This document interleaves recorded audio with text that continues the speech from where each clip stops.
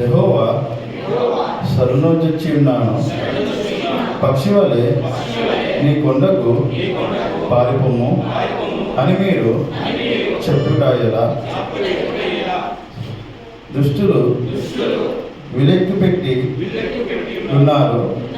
చీకటిలో యథార్థ హృదయం మీద వేటకి తమ బాణములు నారియందు సంధించి ఉన్నారు. పునాదులు పాడైపోగా నీతిమంతులేమి చేయగలరు? యెహోవా తన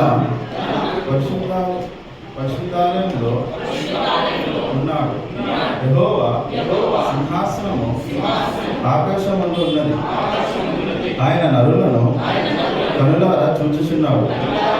తన కనుదృష్టి చేత ఆయన వారిని పరిశీలించుచున్నాడు. యెహోవా నీతిమంతులను పరిశీలించును, దుష్టులను బలాత్కార శక్తులను ఆయనకు అసహ్యులు. దుష్టుల మీద ఆయన ఊరులు కురిపించును.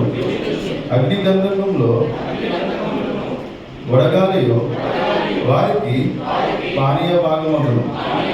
యెహోవా నీతిమంతుడు, ఆయన నీతిని ప్రేమించువాడు యథార్థవంతుడు. ఆయన ముఖదర్శనము చేసేదరు.